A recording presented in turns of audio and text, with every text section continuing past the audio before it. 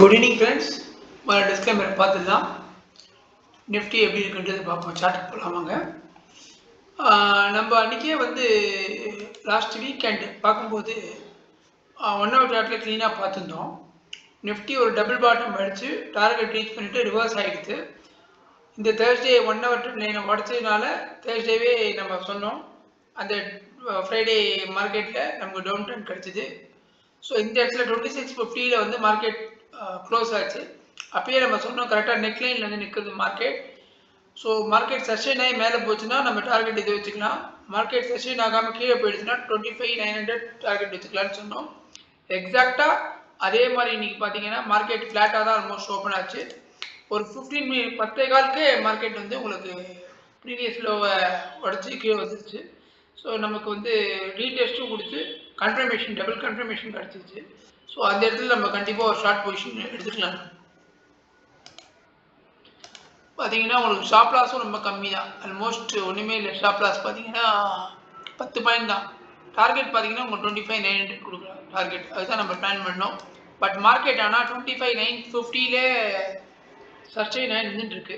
இதுக்கு என்ன காரணம் இருக்கலாம் அப்படின்னா, ஒருவேளை மந்த் எண்டு டைம் முடிஞ்சதுனால அப்படி இருக்கலாம். அப்படி இல்லை அப்படின்னா ஒரு நிமிஷம் நீங்கள் 1 ஹவரில் பார்த்தீங்கன்னா லோயர் லெவல்லேருந்து ஃபிப்னாச்சி போட்டு பார்த்தீங்கன்னா கரெக்டாக 61.8 சப்போர்ட் எடுத்திருக்கு.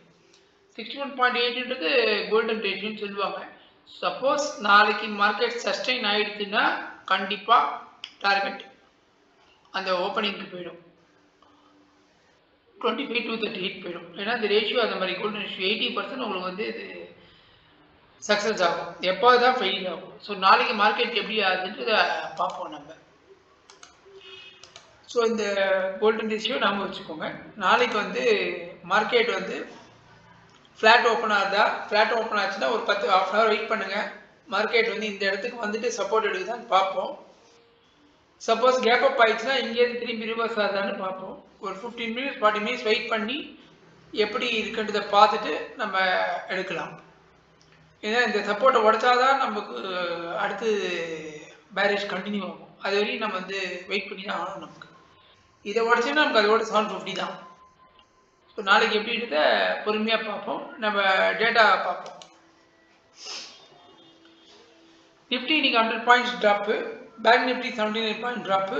Mid cap 71, small cap 75.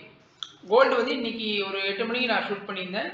So 320 ரூபா ட்ராப் ஆகி ட்ரேட் ஆகிட்டு இருக்கு. சில்வர் பர் கேஜிக்கு 13,000 ட்ராப் ஆகிருக்கு. ரெண்டுலேயுமே ப்ராஃபிட் புக்கிங் நடக்குது.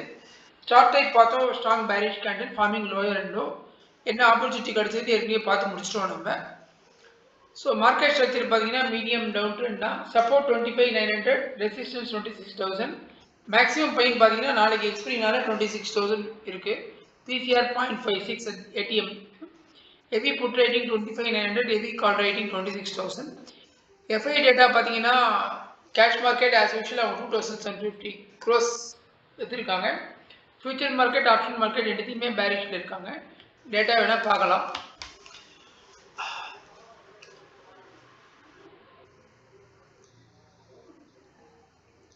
இன்றைக்கி பார்த்தீங்கன்னா ஆப்ஷன்ஸில் அவங்க 5,000 கான்ட்ராக்ட்ஸ் ஷார்ட் அடிச்சிருக்காங்க. காலை ஷார்ட் அடிச்சிருக்காங்க. காலை ஷார்ட் அடிச்சிங்கன்னா பேரிஷு.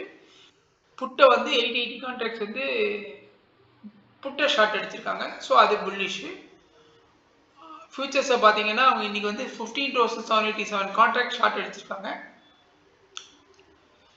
இண்டெக்ஸ் ஆப்ஷன் ஓவராலாக பார்த்தீங்கன்னா அவங்களுக்கு 18,961 கான்ட்ராக்ட்ஸ் கால் சைடில் ஷார்ட் அடிச்சிருக்காங்க. So bearish.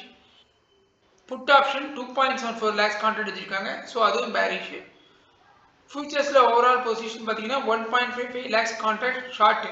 ஸோ ஓவராலாக அவங்க ஷார்ட் பொசிஷனில் தான் இருக்காங்க. ஸோ நாளைக்கு எப்படி போகுதுன்னு பார்ப்போம். நாளைக்கு எக்ஸ்பைரி வேறு, மந்த்லி எக்ஸ்பைரி வேறு. அதனால் பொறுமையாக பண்ணுங்கள்.